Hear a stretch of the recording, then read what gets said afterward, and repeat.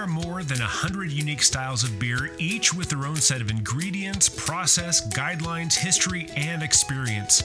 If you're a beer lover, an industry leader, or somewhere in between, a better knowledge of beer style will improve your life and your work. Welcome to A Sense of Beer Style, essential beer style training for those who want to lead in food and beverage. I'm Julia Herz. And I'm Jeremy Storton. We're advanced Cicerones, beer judges, home brewers, and we're excited to guide you through the vast and wonderful world of beer styles. Pairing steps in a nutshell, right? Yep. It's not the minutia of physically what you're evaluating. That's definitely more, there's more to discuss on that. But from the beer pairing book that Gwen Conley and I co-authored, it was literally the centerfold of the book. Like if you go into the center, this is in the mix. And I'm going to read them for you and just listen along. And in 6 steps, consider your beer and food elements separately, right? And when I talk about beer and food elements, and I'm going to go here, your flavor triangle, flavor as a fusion, will help you parse those out. What basic taste elements are you noticing? What aromatic compounds are you noticing? What mouthfeel, temperatures, textures, pain do you have in the mix that's happening to then get at what your beer and food elements are? That's even before you pair, right? That's you constructing a menu in advance. And then you're going to definitely go further. You're going to look for flavor harmonies, those bridges, echoes, links, and hooks. You're going to think about potential interactions, which is how Jeremy started us off in the entire beginning of this discussion. You're going to carefully match overall intensities. Sure, sometimes throw it to the wind, have fun. But 50% of the time in pairing, if you're matching intensities, you're halfway there. And then the 5th step in pairing steps in a nutshell is perform the test tasting and describe what stands out. You would never construct a menu for a dinner if you are not test tasting. I've certainly done many demonstrations where I wasn't able to test taste because I was collaborating virtually with somebody that wasn't next door, but they were in a different state or country. And that's okay. You can conceptually certainly do it, but it's much better to map out your, plan your work your plan. Right. And so you want to test taste. And if something's not firing on all cylinders in that pairing, you can either A, switch out the beer. That's often much easier because you can't tweak the beer that's already been brewed. Or B, tweak the food dish to make it a little more acidic, right? Drizzle some malt vinegar on top of it, right? Put some soy sauce in it to give it a bump of umami. Put some salt on it, right? Do a different preparation for that grilled, roasted, or smoked protein, right? That's after you perform the test tasting to tweak. And that's the 6th step is tweak and modify the pairing. And so to me, these steps really have given me success in constructing, I think, some pretty kick-ass experiences. And it's a really good one to have in your back pocket. Yeah, absolutely. And when it comes to now you've kind of put this together, you've thought about your food, you've deconstructed whether it went right or went wrong, and you've made those changes. Now we need to, evaluate how it went. And one of the ways that I learned, actually, one of the ways that I still think about today, actually I got from Julia's book, but you have kind of like a 5-part scale with 0 being in the middle. And if the beer and food together are just like, they're not bad, that's a 0. Not to say that it's no good. It's just, that's just a neutral point. And if one just is way better because of the other, or they're both pretty good together, then that gets a 1. If they're both just a hell yeah, then that gets a 2. But yeah, you can inverse that as well. If together they just like, oh no, I didn't really care for that, then that's a -1. If they are just like, oh God, never again, hell no, then that would be a -2. I love that scale. I love thinking about how sometimes you get, this flavor and that flavor come together and make I call it the zing, boom, pow effect, courtesy of the movie Ratatouille that my daughter and I still love to this day. But you get a food that goes zing and a beer that goes pow. You put them together and it just goes boom, or zing, boom, pow. Then that's what we're really going for. But if it's a zing, boom, dud, then that's where we need to try again. But Julia has a completely different system that I absolutely love as well. So tell us about that. So I'll take you to this dated now video graphic of Bernie Sanders trying to hit a home run. Will help you remember it. Look, everything, perception's personal, so too is pairing, right? I think that's important to mention. We are all individuals. We perceive differently. So tasting is personal too. But if I can describe to somebody, hey, that really worked for me. Beer made food made beer better. 1 + 1 = 5. That's a home run, right? That's like 1 in 20 pairings that I'm presented, though. Middle of the road is the majority of pairings that I'm given. And that middle of the road is beer doesn't make the food better, food doesn't make the beer better, but they're not taken away from each other either. It's a positive experience, it's just more middle of the road. And then train wreck really is there was a negative clash. You did not like it. You would not try it again. But the key to that is trying to describe what you have perceived. So that leads me to the mind to palate connection. I'm showing here a picture of a wolf man where he's got a spear through his tongue with an olive on it. That is a dramatic example to say that the physical palate, the tongue and soft palate, factually taste, right? You taste it, but your mind, the mind to palate, right? The mind is like the the teenager at the high school dance in the corner gossiping about everybody in the room. The mind puts a story to what the palate is perceiving. No matter if that story is biased or unbiased, that's up to you to really pay attention to and to remove your bias, especially if you're factually test tasting to construct a menu, or if you're judging beer or judging food pairings, right? Or being presented something, a pairing from someone you know and love, and you want to be unbiased to really see how it is. So pay attention to the bias. That will then allow you to describe if that food pairing with the beer is a home run, middle of the road, or train wreck. Yeah.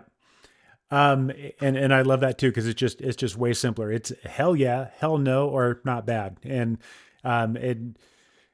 it's the whole point of doing all this stuff is, like Julia alluded to before, is beer is $100 billion industry. It is a craft. It is an art. It is a commodity. It is a business. It is everything. People are putting a lot of heart and soul and work into creating something exceptional. And chefs are doing the same thing to take these two things where people are really trying to level up the game and then be kind of mindless about how we put them together. It is, for me, kind of disrespectful to the art, to the intention of what people are doing. We have the ability to imagine. I love music analogies, and I'm going to kind of share a little bit about my age. But I mean, imagine if you had, Jimi Hendrix playing guitar and Miles Davis playing trumpet. And you're like, hey, you guys want to play together? No, we're good.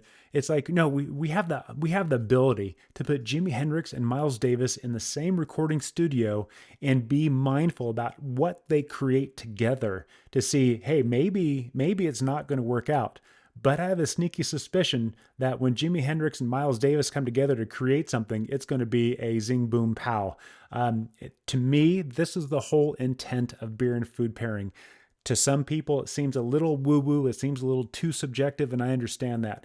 But we can take these elements, we can take these concepts and be mindful of how we put these together in really impactful, profound ways to elevate the experience. It's not about creating something that's worthy of, spending more money or sticking your pinky finger out. It's just taking what is already exceptional and how do we put it together in an equally exceptional way for a better experience. To me, that's what food pairing is all about. I love it. And I think it's okay if we sneak in a little real geek out moment. Are you okay with that, Jeremy? Absolutely. And it ties to interactions, back to that, because that really was where we led off. There's different kinds of interactions. Think about when you put that lemon in your mouth, where that leads to an intense reaction. What's happening is an interaction with the high level acidity interacting with the saliva in your mouth. And by the way, our saliva is on average 7 pH. And so your mouth waters, and that's the chemesthetic reaction of your body, and my mouth just watered talking about it, which is weird. My mind can elicit that reaction. Pavlovian.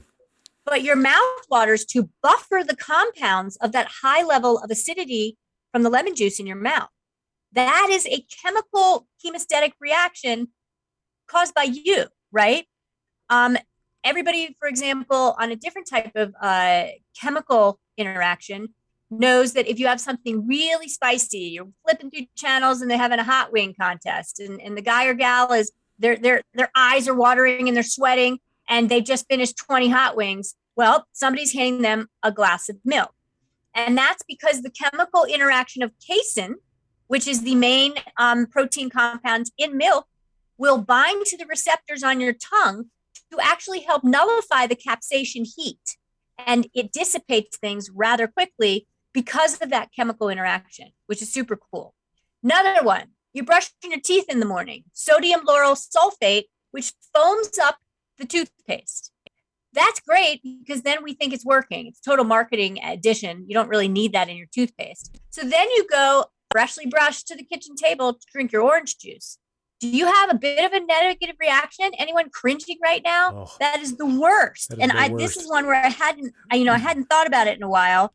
The chemical compounds with the taste receptors mask the sweetness of the toothpaste, but then emphasizes the sourness of the bitterness of the orange juice. That's a great example of an interaction.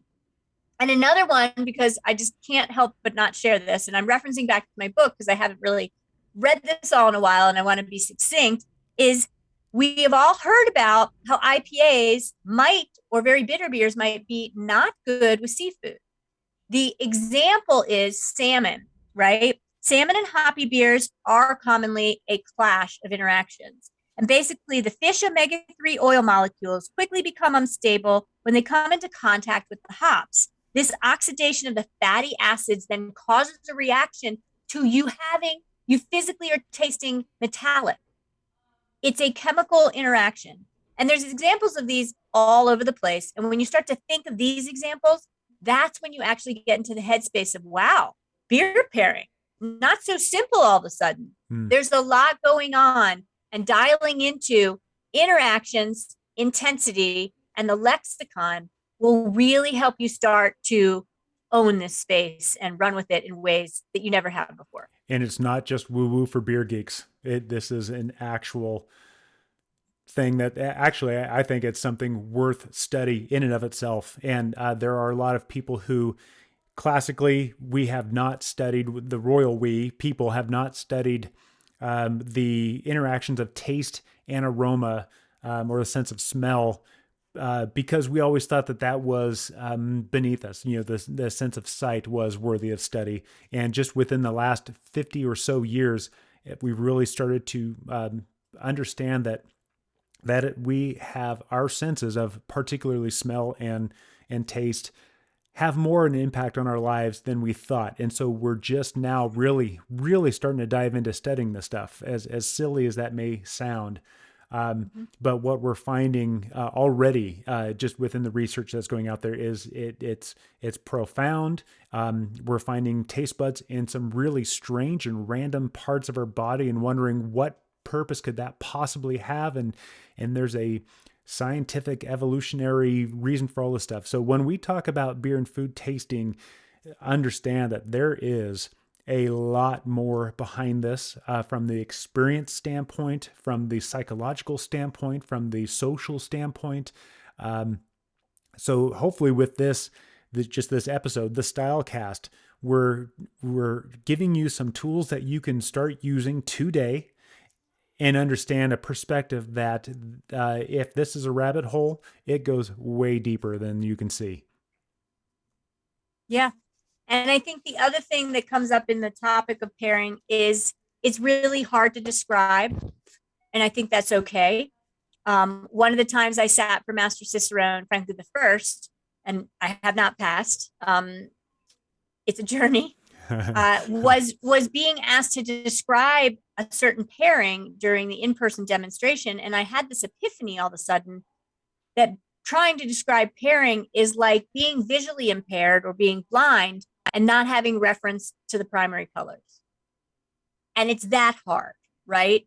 So when you are positioned in that situation, you have to give yourself credit if you have a toolbox already of knowing what the primary colors are. If you don't, then just build your toolbox. And so I love to read from my beer pairing book, and I'll do a little kind of excerpt. If it sticks in the final podcast, great. But it's an example of how to describe a pairing in a poetic way. This pairing, by the way, is out there. It is Belgian Flanders red and lentil soup. Let me indulge you and explain. Good lentil soup, recipes of glorious flavors that go with the brown malts. It's also a more complex soup than you might think. There's a stock scratch made from chicken or veggie, root vegetables such as carrots and onions, and spices that include coriander and cumin. Both the vegetables, both the lentils, red, brown, and green, and red tomato bring umami and tannins to the party as well. Some lentil soup recipes call for a splash of vinegar, believe it or not. In the same vein, a squeeze of lemon into the soup helps lessen the salt and tannins.